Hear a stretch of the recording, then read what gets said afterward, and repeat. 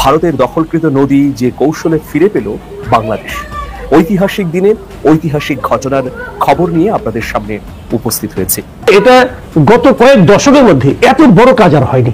আমি উনি যদি এটা বাস্তবায়ন করতে পারেন, ওনার অন্যান্য যে অযোগ্যতাগুলো অথবা ঠিক সময়ে ঠিক কাজটা করতে না পারাগুলো সবগুলোকে আমার কাছে আমার কাছে তেমন কোনো গুরুত্ব বহন করবে না। ওনার একটা ভালো কাজের জন্য অনেকটা কইয়ের তেল দিয়ে কই ভাজতে হচ্ছে আমাদের বর্তমান সরকারের যে টেকনিক বা পদ্ধতিটা। তাহলে আজকের দিনে যে অ্যাকশনে রাষ্ট্রপতি যাচ্ছেন সেই অ্যাকশনটা কে নিতেন? এতদিন জানতাম যে ইন্ডিয়া দাদাবাবুরা পাগল হয়ে গেছে, কিন্তু আজকে একটা নিউজ দেখার পরে সম্পূর্ণ শিওর হয়ে গেলাম যে ইন্ডিয়া দাদাবাবুরা পাগল হয়ে গেছে। তাদের বাকি নাই, অবশিষ্ট কিছু নাই পাগল হওয়া, সম্পূর্ণ পাগল হয়ে গেছে। সাংবাদিক ইলিয়াসের সক্ষমতা দেখে জাতি অবাক। সামনে আরো বড় কিছু ঘটাতে পারেন, বড় কিছু করতে পারেন, আরো বড় চমক আসছে।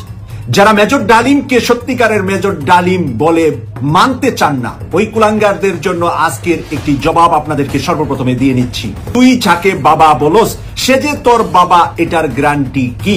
1971 সনের অক্টোবর মাসে যে চুক্তি করেছিলেন, সেই 7 দফা গোপন চুক্তি, দেশ বিরোধী সেই চুক্তি, আসলে আমরা জানতাম না ঠিক মতো, কারণ এটা গোপন ছিল সেই চুক্তির কিছু বিষয়। এবং প্রিয় দর্শক, এবার মিজানুর রহমান আজাহারির বক্তব্য ডক্টর মোহাম্মদ ইউনূসের মুখে। কথাটা শোনার পরে আপনাদের চক্ষু হয়তো কপালে উঠে যাবে যে ডক্টর মিজানুর রহমান আজাহারির বক্তব্য ডক্টর ইউনূস কি করে দেয়। ডক্টর ইউনূস কোথায়? বাংলাদেশের শীর্ষ ব্যক্তি, প্রধান উপদেষ্টা এবং বাংলাদেশের নয় আন্তর্জাতিক বিশ্বের নোবেল বিজয়ী ডক্টর মোহাম্মদ ইউনূস। সম্প্রতি ভারত বাংলাদেশ সীমান্তে বাংলাদেশি আর্মি সহ সেখানকার সাধারণ মানুষ বিএসএফ জওয়ানদের উপর হঠাৎ করে হামলা করে বসে। সীমান্তে বাংলাদেশ আর্মিদের অ্যাটাক করার ছবি ধরা পড়েছে। ইঞ্চি ইঞ্চি মাটি সোনার চাইতে খাটি, নগদ রক্ত দিয়ে কেনা, কসম সেই খোদার একটি কানাও তার কেড়ে নিতে কেউ পারবে না। রঙের তুলিতে আঁকা সবুজের ছায়া ডাকা সুজলা সুফলা পরিপাটি, লক্ষ শহীদ গাজী রেখেছে জীবন বাজি, করেছে স্বাধীন এই মাটি। বাংলাদেশ আমার বাংলাদেশ, তোমার বাংলাদেশ সবার প্রাণ, ধন্য ধন্য আমি সবার চাইতে দামি বাংলা মাটির সন্তান। হ্যাঁ দর্শক, একটি গানের কলি দিয়ে আমি শুরু করলাম। এর পেছনে রহস্য রয়েছে, রহস্যটা একটু পরে বলছি। দর্শক, আপনারা সকলেই জানেন বাংলাদেশের বিজিবি ও বিএসএফ এর মধ্যে সাম্প্রতিক সময় একটি ঘটনা ঘটে গিয়েছে, যেখানে বিজিবি চেয়েছিল বাংলাদেশের বর্ডারের ভিতরে ঢুকে তাদের কাঁটাতারের বেড়াটাকে স্থাপন করতে। তবে সেই স্বপ্ন যেন স্বপ্নই হয়ে গেল। তাদেরকে ধাওয়ানি দিয়েছেন বাংলাদেশের সেনাবাহিনী, যেটাকে গ্রাম্য ভাষায় বলে ধাওয়ানি, আর যদি আমাদের দেশের ভাষায় বলতে হয় তাহলে বলা হয় লড়ানি। লড়ানি দিলেন বিএসএফকে বাংলাদেশের সেনাবাহিনী, এবং তাদেরকে কাঁটাতারের বেড়া দিতে দিলেনই না, বরং 5 কিলোমিটার রাস্তা ভারতের সেটি বাংলাদেশ দখল করে নিলেন।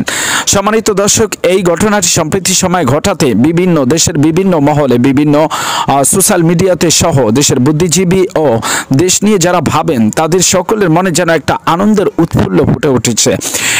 ইতিমধ্যে এরকমের ঘটনা কোনো সরকারের আমলে ঘটেনি, তবে ডক্টর ইউনূস যেটি দেখিয়েছেন সেটি সত্যি অভাবনীয় এবং এটি অকল্পনীয়। কারণ বিএসএফ এবং বিজিবিকে আমরা ইতিমধ্যে শুধু শুনেছি যে বাংলাদেশের বিএসএফকে মেরে কাঁটাতারের সাথে ঝুলিয়ে রেখেছে, কিন্তু বিএসএফ কিছুই করতে পারেনি। দর্শক, মূলত কথা হচ্ছে বিএসএফ এর গায়ে গুলি করার মতো ক্ষমতা ভারত কিংবা বিজিবির গায়ে গুলি করার মতো ক্ষমতা ভারতের সেনাবাহিনী কিংবা বিএসএফ কারো কাছেই নেই। শুধুমাত্র বাংলাদেশকে কুক্ষিগত রেখেছেন, বাংলাদেশের বিজিবিকে কুক্ষিগত করে রেখেছিলেন সাবেক প্রধানমন্ত্রী শেখ হাসিনা, যার কারণে দাদাবাবুর সাথে সম্পর্ক ঠিক রাখার জন্য সীমান্তে যাই হোক না কেন কোনো প্রতিবাদ দেখা যেত না সরকারের কাছ থেকে। সোশ্যাল মিডিয়াতে অনেক সময় খবরগুলো আসলেও যেন সেগুলো পাশ কাটিয়ে চলে যেতেন দেশের স্বরাষ্ট্রমন্ত্রী ও পররাষ্ট্রমন্ত্রী সহ সকলেই। তবে এখন ঘটছে ভিন্ন ঘটনা। আপনারা সকলেই জানেন, চোরাচালানি ও বর্ডার দিয়ে অবৈধভাবে মাল আনা নেওয়া সবকিছু বন্ধ করে দিয়েছেন বাংলাদেশের বিজিবি। এই বিজিবি সদস্যরাই তো সাবেক প্রধানমন্ত্রী শেখ হাসিনার আমলে ছিল, কিন্তু তখন তারা কেন পারেনি? দর্শক, আপনারা জানেন যে দেশের আঙ্গুল ফুলে কলাগাছ হওয়ার মতো হাজার হাজার নেতাকর্মী রয়েছিল আওয়ামী লীগের, যাদের আঙ্গুল ফুলে কলাগাছ হয়েছিলেন শুধুমাত্র অল্প কয়েকটা দিনে। আর সেটি হচ্ছে বিভিন্ন রকমের দুর্নীতি ও অনিয়ম অভিযোগের মাথায় নিয়ে তারা কাজ করেছিলেন, যার কারণে বাংলাদেশের পুলিশ বলেন, বাংলাদেশের সেনাবাহিনী বলেন, বাংলাদেশের বিজিবি বলেন, কোনো সেক্টরে সঠিকভাবে কেউ কাজ করতে পারেনি। 5 টাকা হলেও কাউকে না কাউকে চাঁদা দিতে হয়েছে। তবে এখন ঘটছে ভিন্ন ঘটনা। এরই মধ্যে আপনারা সকলে জানেন ডক্টর ইউনূসের আমলে এই যে গত কয়েকদিন আগে বিএসএফকে তাড়িয়ে দিয়ে বিজিবি সেখানে তাদের সীমান্তর যে কাঁটাতারের বেড়া সেটিকে বাংলাদেশের করে নিয়েছেন এবং বাংলাদেশের ভিতর থেকে ভারতের ভিতর থেকে বাংলাদেশ থেকে দখল করে নেওয়া 5 কিলোমিটার সেটি কিন্তু বাংলাদেশের বিজিবিরা উদ্ধার করতে সক্ষম হয়েছে।